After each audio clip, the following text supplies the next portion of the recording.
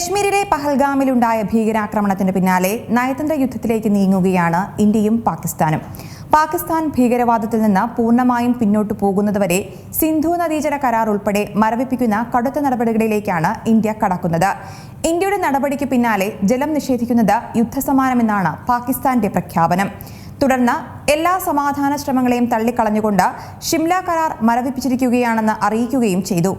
എന്താണ് ഷിംല കരാർ? നിലവിലെ സംഘർഷത്തെ ഷിംല കരാർ എങ്ങനെ ബാധിക്കുമെന്ന് നോക്കാം. 1971 ഇന്ത്യ പാകിസ്ഥാൻ യുദ്ധത്തിനു ശേഷമാണ് 1972 ഇരു രാജ്യങ്ങളും തമ്മിൽ ഷിംല കരാറിൽ ഏർപ്പെടുന്നത്. ഇന്ദിരാഗാന്ധിയും സുൽഫിക്കർ അലി ഭൂട്ടോയുമായിരുന്നു അന്ന് ഇരു രാജ്യത്തെയും ഭരണാധികാരികൾ.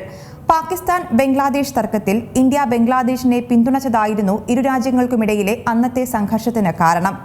ഇന്ത്യ വിജയിച്ച ആ യുദ്ധത്തിനു ശേഷം ഹിമാചൽ പ്രദേശിൽ വെച്ചായിരുന്നു ഈ കരാർ ഒപ്പുവച്ചത്.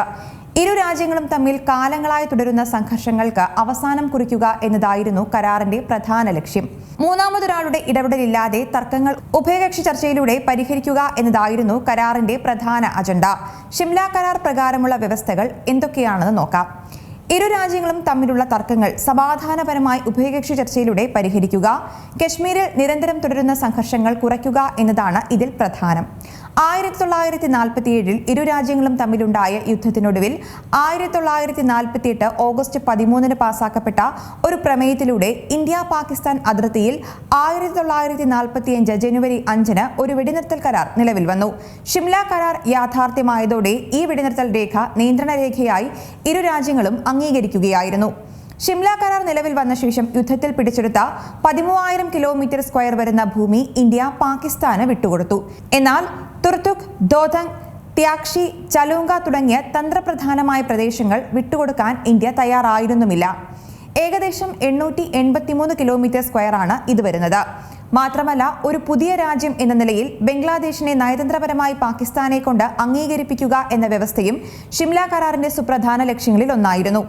അതിർത്തി രാജ്യമെന്ന നിലയിൽ ഇന്ത്യക്കും ഇത് ഏറെ നിർണായകമായിരുന്നു. ഷിംല കരാർ നിലവിൽ വന്നുവെങ്കിലും ഇരു രാജ്യങ്ങളും തമ്മിൽ പിന്നെയും തുടർന്നുകൊണ്ടേയിരുന്ന സംഘർഷങ്ങൾ കരാറിന്റെ ലക്ഷ്യം പൂർണ്ണമായി നിറവേറ്റിയിരുന്നില്ല എന്നതിന്റെ തെളിവായിരുന്നു. ഇതിന് പിന്നാലെ ഇന്ത്യ 1984 നടത്തിയ സുപ്രധാന നടപടിയായിരുന്നു ഓപ്പറേഷൻ മേഘദൂത്.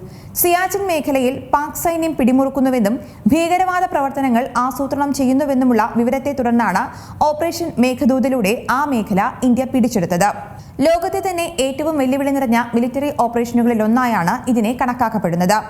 എന്നാൽ ഇന്ത്യ സിയാച്ചിൻ മേഖല പിടിച്ചെടുത്തത് ഷിംല കരാറിന്റെ ലംഘനമായിട്ടായിരുന്നു പാകിസ്ഥാൻ കരുതുന്നത്. 1999 കാർഗിൽ യുദ്ധവും പുൽവാമയിലെ ഭീകരാക്രമണവും ഉൾപ്പെടെ കൃത്യമായ ഇടവേളകളിൽ സാധാരണക്കാരുടെയും സൈനികരുടെയും ജീവൻ എടുത്തുകൊണ്ട് ഇന്ത്യ പാക് അതിർത്തിയിൽ വിവിധങ്ങളായ ആക്രമണങ്ങൾ നടന്നിരുന്നു. ഇതും ഷിംല കരാർ പാലിക്കപ്പെടുന്നില്ല എന്നതിന്റെ തെളിവായാണ് കണക്കാക്കപ്പെടുന്നത്. കഴിഞ്ഞ ദിവസമുണ്ടായ പഹൽഗാം ആക്രമണത്തിലടക്കം പാക് ഭരണകൂടത്തിന്റെ പങ്ക് പുറത്തുവരികയും ചെയ്തിരുന്നു. എന്നാൽ ഇത്തരത്തിൽ പ്രകോപനമുണ്ടായ ഒരു ഘട്ടത്തിലും പാകിസ്ഥാനിലെ കുടിവെള്ളം നിഷേധിക്കുന്ന സിന്ധു നദീജല കരാർ റദ്ദാക്കുന്ന നടപടിയിലേക്ക് ഇന്ത്യ കടന്നിരുന്നില്ല. ജലം നിഷേധിക്കുന്നത് യുദ്ധസമാനമെന്ന പ്രഖ്യാപനവുമായാണ് ഇപ്പോൾ ഷിംല കരാർ റദ്ദാക്കുമെന്ന് പാകിസ്ഥാൻ പ്രഖ്യാപിച്ചിരിക്കുന്നത്.